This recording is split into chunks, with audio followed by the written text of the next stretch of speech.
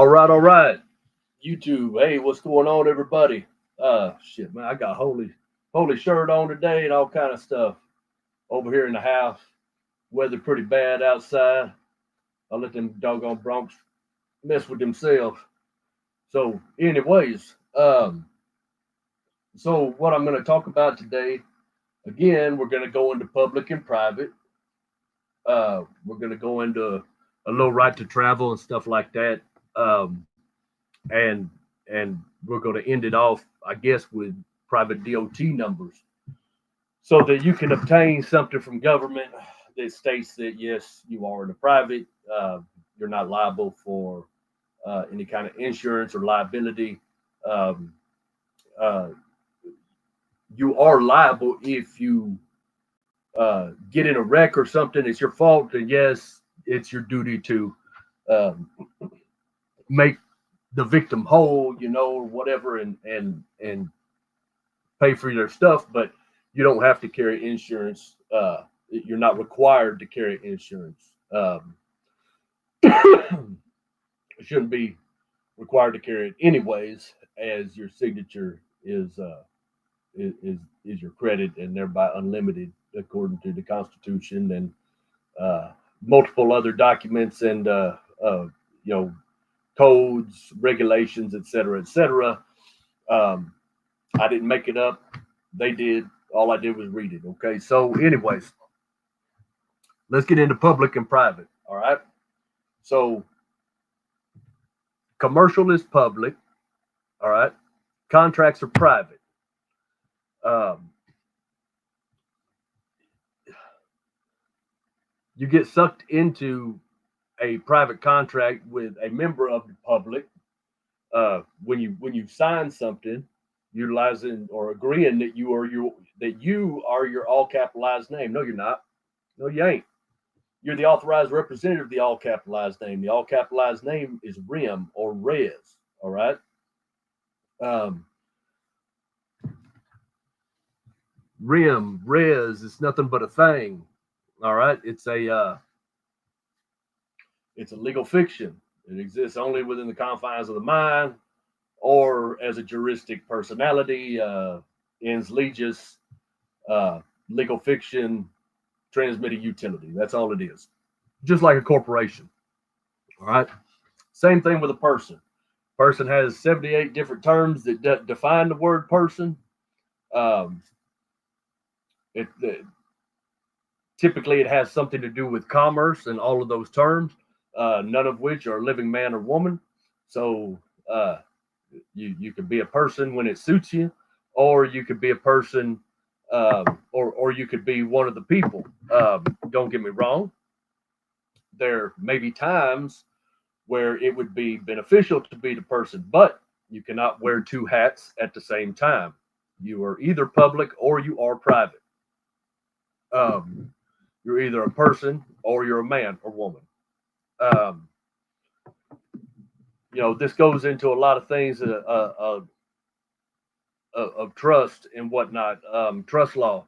So, what are the judges doing? The judges are not actually judges; they're administrative agents um, administering a trust on behalf of the bankruptcy of the United States or any of the subchartered corporation, i.e., state of entity, and their subchartered corporations, county of, city of, uh, precincts, which are DBAs of those same entities.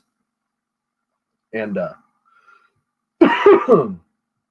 so they're all administering, they're administering your trust on behalf of the bankrupt organization or for the benefit of the bankrupt organization. Um, what we typically don't realize as the sovereigns, which people don't think that they are, people think that they're citizens, as they've been duped into believing. But once you realize that you are sovereign and um, that they are the servants, and not only realize it but believe it with all your heart, um, and you start studying some of these things, start studying legal definitions, understanding the difference between public and private, um, understanding the difference between commercial and treaties, or private treaties, knowing what money is, uh, understanding the difference between money of account and money of exchange. I suggest reading uh, Modern Money Mechanics, which is a publication that's put out by the Federal Reserve.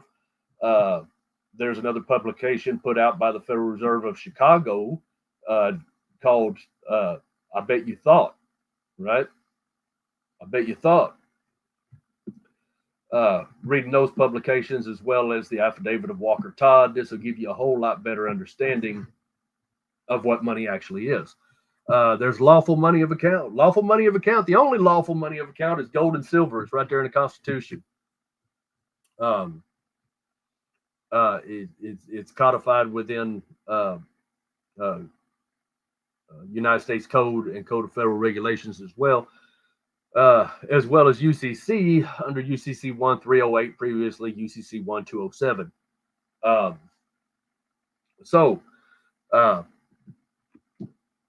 We could go into these things if anybody asks for it. We go into these things in depth at some time in the future.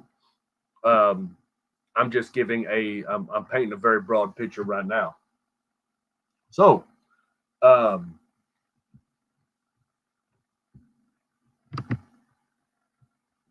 what I'm going to talk about is right to travel. Okay, traveling is not driving. Driving is a commercial term. If you're driving, you're operating in a commercial jurisdiction. If you're traveling, you're not. See, that's an inherent right. It's one of the unenumerated rights, as stated in case law, time and time and time again. There's a stack of case law tall as me,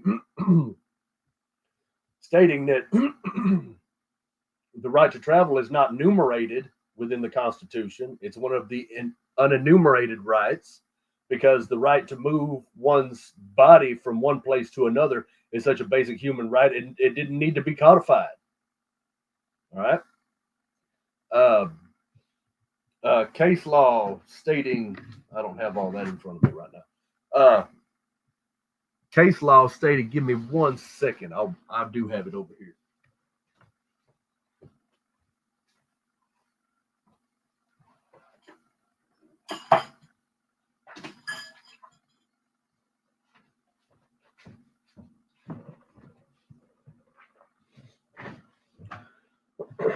Stating that the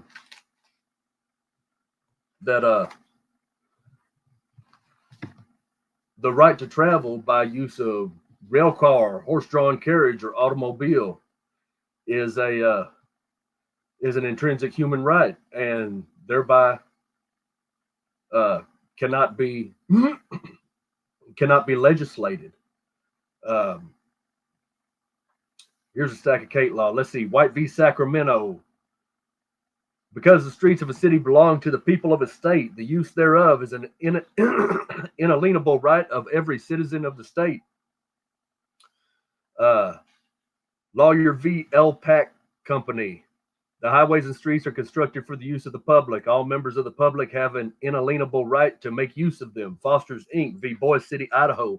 A public highway is free to all persons who choose to travel over it, whether they're abutting property owners, residents of the municipality, the country, the state, or of a foreign state.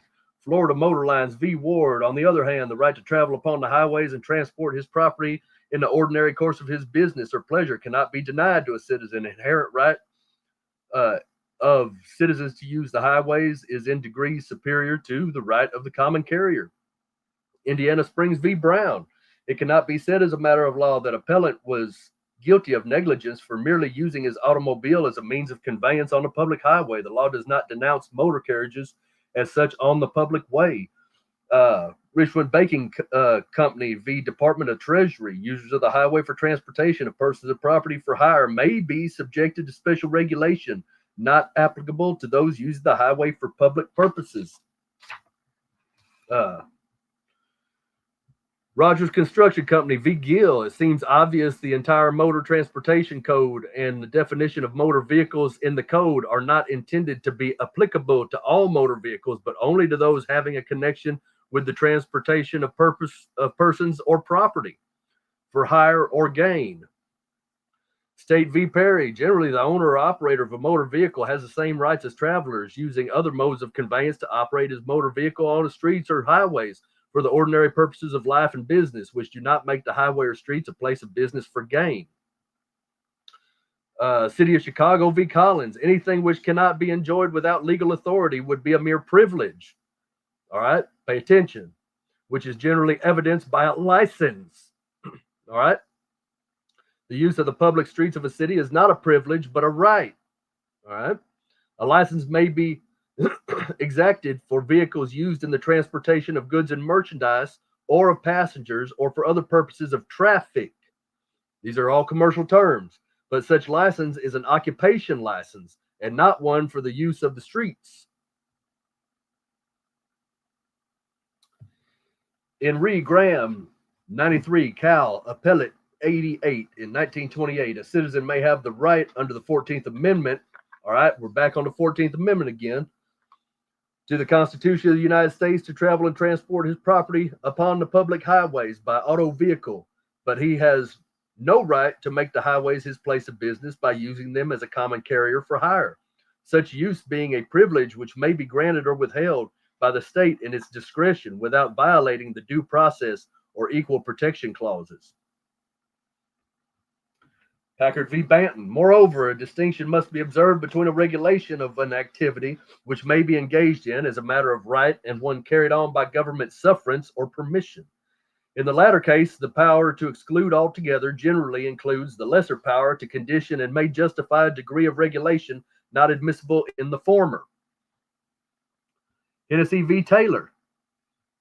Automobiles are lawful means of conveyance and have equal rights upon public roads with horses and carriages, and the operator of an automobile and a pedestrian have reciprocal rights and duties, and although each has the right to pass and repass, neither must be so negligently exercise that right so as to injure the other. In other words,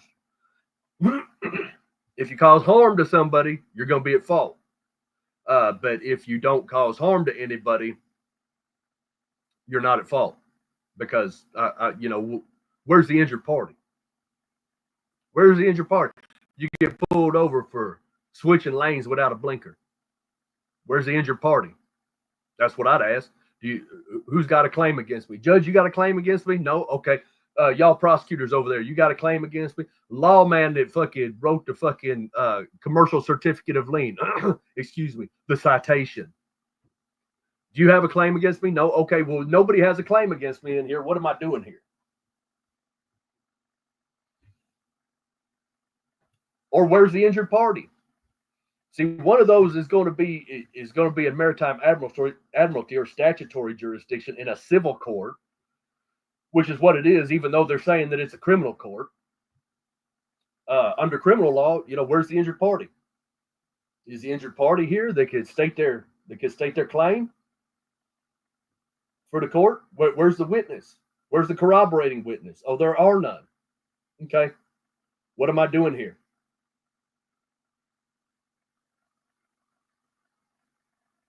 Get an answer.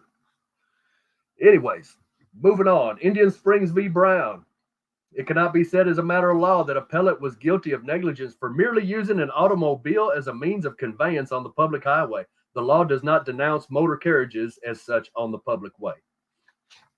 Anyways, this goes on and on and on. Dent v. Oregon City, Thompson v. Smith, Stevenson v. Benford, Cummins v. Jones, Kurtz v. Southern Pacific Railroad, Kent v. Dulles, Shevlin Carpenter Co. v. Minnesota, Delovio v. Boyd, Territory v. Field. Anyways, so let's get it straight. A license is a permit. All right. rights can't be abrogated where fucking none existed, right? And so here's the deal: the state wants to take your right to travel freely, your unenumerated basic human right to travel freely, all right, convert it into a privilege, and then charge you a licensing fee, of which you have to ask permission if it's okay for you to give them money for them to give you a license, which will permit you to conduct an activity that is a right. Does that sound fucking ridiculous, abhorrent, disgusting? Yep, it is. So fucking so quit agreeing to the shit.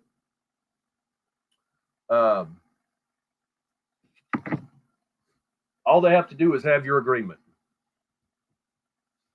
and then they demand that you abide by their policies, their statutes, their codes, their regulations, their rules. None of it is law. Look up your state code. Look it up, and then see where's the enactment clause. At the bottom of the page, if there's an enactment clause, it'll say ENCL. If there's nothing there, then it hasn't been enacted into law, and all it is SMU. That's shit made up. Okay. So, moving forward, how do we bypass all this bullshit? All right. How do we get around without having a driver's license, without having to purchase insurance and all that stuff? I'm not going to go into the insurance thing right now. Your personal accountants, everybody's personal accountants that's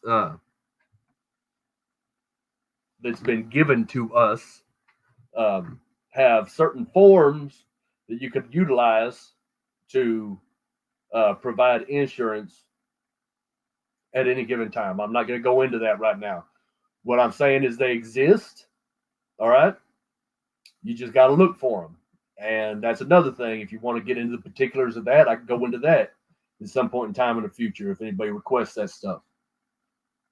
But if you want to have something that states that you are operating solely within a private, that you are transporting your own private property, then there's a way to go about it. There's many different ways to go about it, but one way is to obtain a private DOT number. Now, you're not applying for a private DOT number. You're not asking permission. What you're doing is you're making a demand upon the government to supply you with this private DOT number so that you have proof to their flunkies that you are operating solely within the private. Now, you can do this online, which is what I did. Now, look, there is going to be vague and ambiguous language. There's going to be bureaucratic language. You better know your legal definitions before you fucking do this. All right.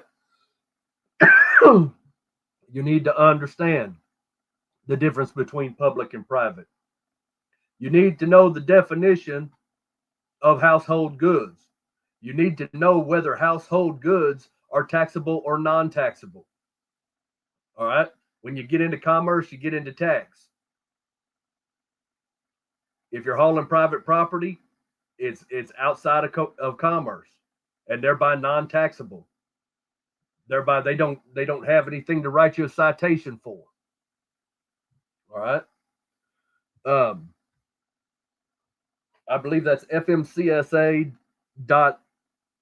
or .net, which is where you could go to do it. Don't be going in there and just fucking pushing buttons and just doing shit. All right. You got to know the difference between public and private. You got to know what's commercial and what isn't. You got to know that in commerce, now they're able, the legislature or Congress voted themselves the right, okay, plenary powers to regulate everything within commerce. Okay. Um, Thereby making everything in commerce taxable, but everything outside of commerce is non-taxable and is held solely within the private domain. Okay. Um, so if you want to do this, great. I can walk everybody through step by step. Should they be interested in obtaining the private DOT number? What I will say is the very next day after I obtained my private DOT number, I get a call from Washington, D.C. I picked up the phone and said, I don't know anybody in Washington, and I hung up. But I decided to call them back just to see what to do. So I called them back. I talked to a lady. And so she's asking me questions about the DOT number, any type of vehicles, any type of motor vehicles. Okay. She's asking me about motor vehicles. That's a commercial term. All right. I'm not involved in commerce. I said, I don't know what you're talking about, motor vehicles. I said, I have automobiles. Okay. I said, look, I said, the reason I obtained this is so that I could rescind any other contractual obligations that I might have with the state by virtue of licensure or permissions granted by the state. I'm getting shed of that. I'm taking my private property and I'm moving it outside of their registration, et cetera, et cetera. I said I'm operating solely within the private. The only reason I obtained this number was that I would have something official from the government stating that I am operating solely within the private and thereby shall not be detained for any reason. She kept asking me questions that would pull me back into commerce if I had answered in a certain way, because yes, you are on a recorded call. With that being said, we get a few questions into it. I break it down for her. She says, well, can I put you on a brief hold while I go talk to my supervisor real fast? I said, sure. So that's what I did. And she did it. She's gone for a few minutes. She comes back and she says, well, do you have any more questions? I said, no, I don't have any questions to begin with. I didn't call y'all. Y'all called me. I just happened to call you back. But look, you know why I obtained this number. So I don't need anything else from you. I said, unless you are prepared to send me a hard copy of the card having my private DOT number and stating that the holder of this number is going to be transporting. Well, transporting is or transportation, I guess, is a commercial term. Transport and transporting are not necessarily, and those are legal definitions. Just because something sounds like it is the plural or the past tense or the future tense or the present tense of a certain word, it ain't necessarily that way. Y'all got to look that shit up. Y'all need to know. So, anyways, if y'all have something that states that the bearer of this card or this account number is engaging in transport of private household goods only, then they have no reason to fuck with me. I'm not involved in commerce. I'm not doing anything for I'm not traveling or utilizing the highways and roadways for commercial purposes in order to obtain profit or monetary gain, thereby not subject to any taxation either by the state through pains and penalties in commerce or for any other reason. So, anyways, I don't know if anybody's even looking at this right now. Reggie ain't even on. What a shame. I can't harp on it enough. The first thing you need to do is start looking up the legal definitions of words. That's where you need to start, because everything that you sign, everything that you're presented with is a legal document. Now, it is at your whimsy to change that document, because everything you're presented with is a legal document, and they always require your signature at the bottom. It's a contract, or they're attempting to contract with you. A unilateral contract is typically it'll be your signature and nothing else. What are you agreeing to? Have you actually read the language that's in front of you? All right. When you're filling out an application, how many of those applications state man or woman on them? They don't. They say male or female. Mark that shit out. Put man or woman on there. United States citizen. Are you a citizen? Do you know what a citizen is? You could be a citizen of something, or you could be a something citizen. And you need to understand the difference between those two things. That word is thrown around, just like the word person is thrown around, and it's completely interchangeable, depending on whether you're using common language or whether you're going by legal definitions. You better start thinking to yourself that they're always going to be using the legal definition on you. Can you get clarification? You better start asking questions. Can you get clarification, on what this word person means? Well, you know what a person is. No. I need clarification, because right here in Black's Law Dictionary, there's 78 different terms that define the word person, and none of them are man or woman. So what are you trying to say here? Resident. I mean, I go over this stuff all the time. Resident. What is a resident? Look that shit up. Matter of fact, let me start looking up some of this stuff for you, because I know y'all ain't gonna do it, but y'all still need to learn this shit. Let's just go to Black's Law Dictionary.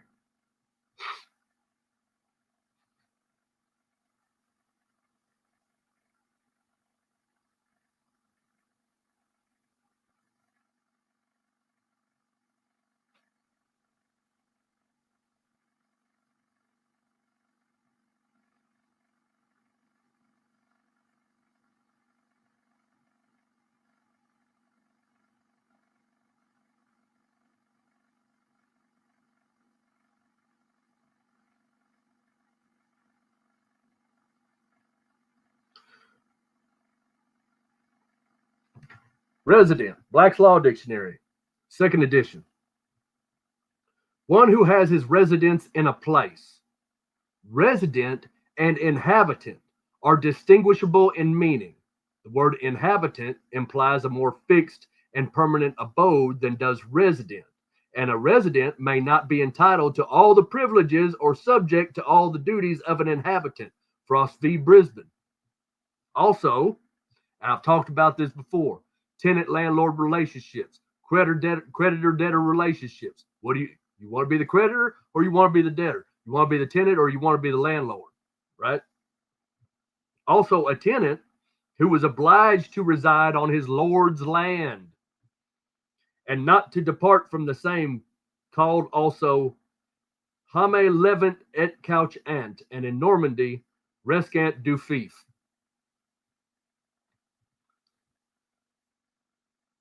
I don't know if any of y'all speak French or German, but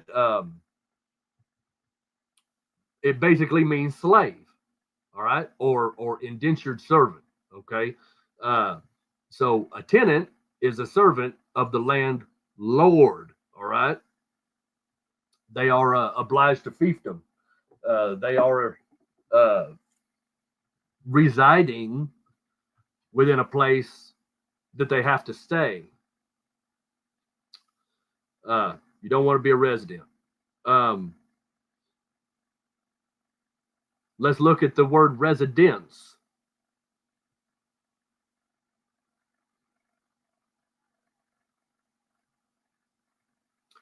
Living or dwelling in a certain place permanently or for a considerable length of time. Place where a man makes his home, man being lowercase, makes his home, or where he dwells permanently or for an extended period of time. The difference between a residence and a domicile may not be capable of easy definition. They throw that shit around. They throw terminology around. They use it interchangeably, and it doesn't mean the same thing. May not be capable of easy definition, but everyone can see at least this distinction. A person domiciled in one state may, meaning must, generally, when you're speaking in legal definitions, for temporary reasons such as health, reside for 1 or more years in some other place deemed more favorable. When you say deeming is a thought that also has the connotation of creating a legal fiction. He does not, by so doing, forfeit his domicile in the first state. And we're talking about states here. All right. There's states, there's the many states, and then there are states of states.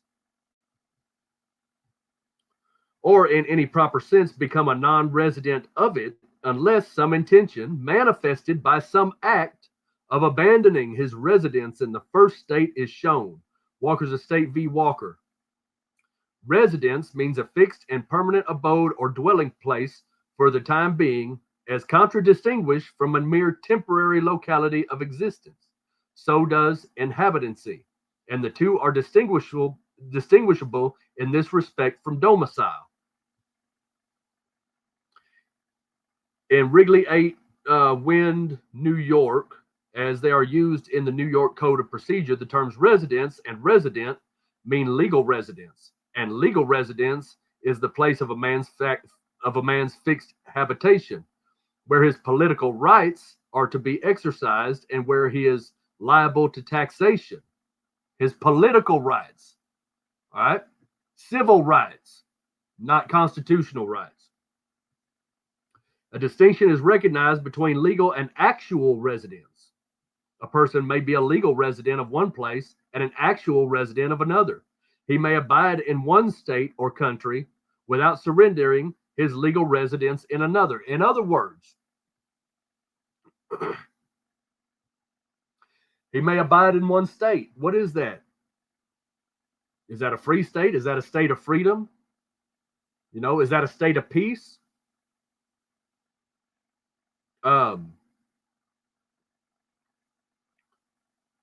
Without surrendering a legal residence in another. All right. What state would that be? A commercial state, a state of commerce, a state of war, a state of debt, a state of creditorship. You know, what state are we talking about here? Because there's all kinds of states. All right.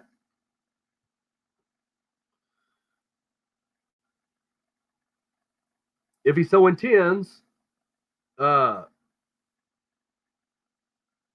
his legal residency may be merely ideal, but his actual residence must be substantial. He may not actually abide at his legal residence at all, but his actual residence must be his abiding place.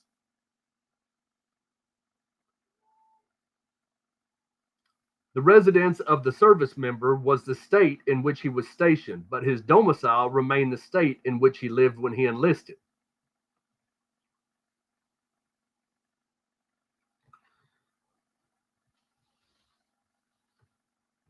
They throw this shit around and they think you don't know, and they'd be right.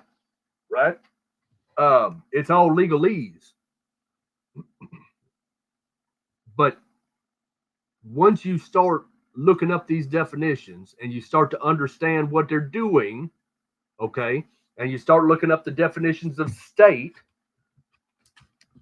and how it's used grammatically, if it's capitalized, if it's lowercase, if it's all in all capital letters, you know, what is it? Is it a state? Is it one of the many states? Is it a state of a state? Is it a state of consciousness? Is it a state of reality? Is it a state of commerce? Is it a private state? What is it? And so when you know that they're intentionally utilizing ambiguous language, vague language within these documents because they're not going to fucking come out and say it, you got to start asking questions. So you know what they're trying to do. And if you know what they're trying to do, knowledge is power. It's easy to step around the fucking bullshit, but you got to ask the questions.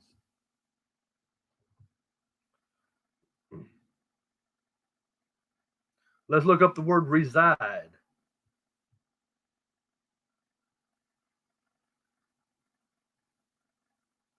To live somewhere such as a town or a state. What state are you going to live in? Is it going to be a state of slavery or peculiar institution, or is it going to be a state of freedom within a free state?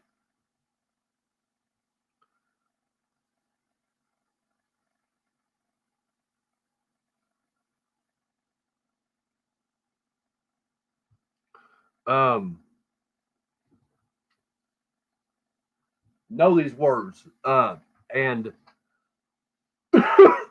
furthermore, since everything out there operates in commerce, everything with the government is commercial. Every motherfucking thing. If you say it ain't, fucking prove it to me. Prove it to me. Show me what documentation that you're going to point to say, see, this isn't fucking commercial, and I'm gonna look at it. And I'll bet you it's chock full of fucking commercial terms.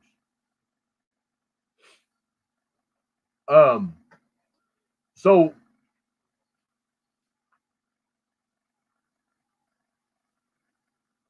when you understand public and private and you understand fucking what's commerce, then you're able to navigate through it. All right. You ask questions. Well, what does that mean? Are you sure that's the meaning? Because right here it says that's not the meaning. I mean, this is a legal document, right? Right. Okay. So then all legal terminology would apply, right? Yep, that's right. Okay. Well, what you're telling me is false and misleading because this is what the fucking legal definition is. Is that how y'all contract? Absolutely. That's how they fucking contract. They use false and misleading language to obtain your signature in order to create fucking bonds, in order to create contracts, making you obligated to perform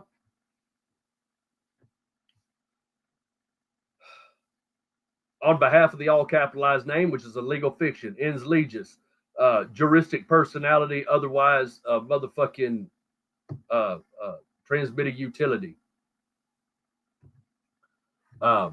You know you ain't supposed to write your name like that.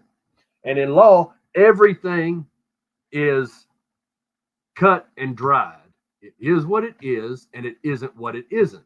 Unless they allow for interpretation, otherwise known as colorable law. All right. If it's colorable, it can be whatever somebody thinks it is.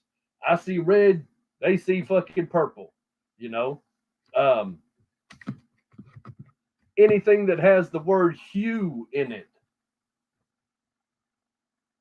a color, a hue of red, right? It has a red hue to it. It has a blue hue to it. Anything that has hue becomes colorable. What words can we think of that has hue? Human, human being, human. So it's got a red hue to it, but it's not necessarily red. In other words, a human is kind of like a man, but not exactly. A human being is somebody that is purporting to be a human, but isn't. Human being out of Bouvier's dictionary is a monster and has no rights, or entitlements, and cannot has no rights and entitlements to any trust. Otherwise, a bastardization of a human, which a human is not a fucking man or a woman. And these are straight out of law dictionaries, y'all. I'm not making it up. Y'all are welcome to go look that shit up. So, if you want to move into a private domain, everybody wants to know right to travel, you know, freaking, they're tired of being harassed by police. People are starting to wake up.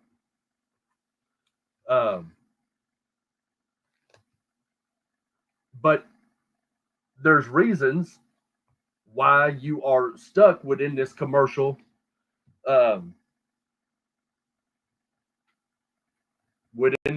state. It was pretty easy to get into because all you had to do was agree. You would clicking the fucking agree button. Now you got to get yourself out. You need to understand commercial terminology. Okay. Again, public and private, you need to understand legal definitions because they're going to keep trying to drag you into it and you're going to be tested. And if you're going to be tested, you better fucking know the answers, the correct answers. And you better not go in there trying to wear fucking two hats at the same time. Because if you do, that's called the blending of jurisdictions. And that's not fucking, you can't do that. You can't blend two jurisdictions.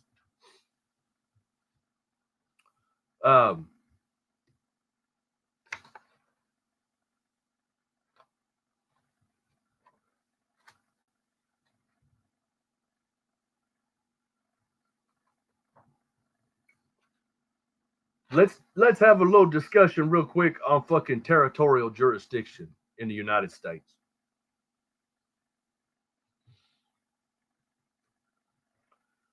Where is the territorial jurisdiction of the United States? It is within the 10 by 10 square mile radius of Washington, D.C., all outlying territories and possessions of the United States.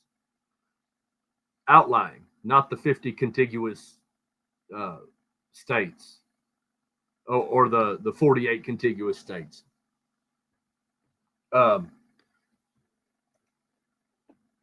In 2006 or 2008, I'll get into that later. So if every state of entity is a subchartered corporation of the United States, they've given up their sovereignty so that they could incorporate in order to make money and in order to fucking give themselves, when I say themselves, I mean the people that are in office, elected, appointed, or employed, freedom to do whatever the fuck they want and act with impunity because the corporation was going to take the hit. They wouldn't have to take the hit, thereby absolving them and giving them qualified immunity. So the state's incorporated. Now, all of the counties, they then incorporated. Well, there was a district overlay created too. So there's a district of, and then there's a county of, and then there's our cities of, and those entities are all subchartered corporations underneath the state of corporation, which is a subchartered corporation of the United States, corporate United States. And then they have their DBAs, which are known as precincts or justice courts. So,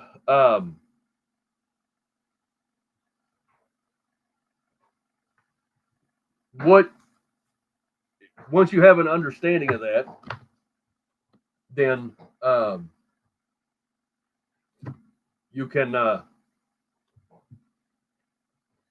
start to move in a certain way that will allow you to operate within the private and outside of those commercial entities. Okay, but we've agreed to it for so long, so we need to dig ourselves out and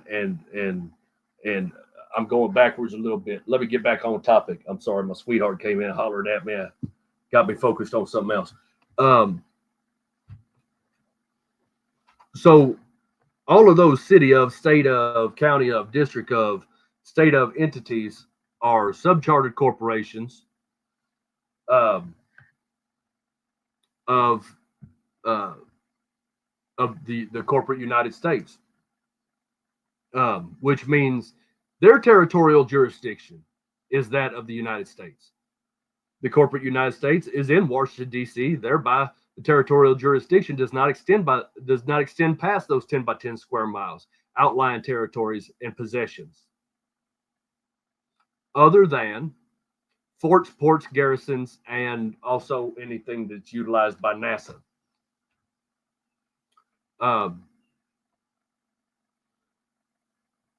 So if you are utilizing a public highway or a roadway through Terre Haute, Indiana, are you subject to the territorial jurisdiction of the United States, the territorial jurisdiction of any state of state, county of, city of, district of, entity, as they are all obliged to administer they're there to administer the trust on behalf of the state, on behalf of the United States through their bankruptcy? They're in a constant state of restructure, Chapter 11 restructure. That's it. They're bankrupt. As a bankrupt entity, they can't be a creditor. Thereby, you cannot be a debtor. They have no standing to collect a debt from you, unless, of course, you just give it to them. You can help them, but that's a whole nother show too. Heck, I've been on here about an hour, and ain't nobody been in the comments or nothing. That's all right. I'll make something else on this, and we'll see if we get any comments or questions in the comments. If y'all want me to go more into this, more in depth into this in particular, I will, or anything else that you may want clarification on or more in-depth knowledge on in particular, I can do that as well. So anyways, hit me up in the comments when y'all see this, and I'll look at them and see what people want to know or what they want to see. Y'all have a good day. Be blessed. Adios.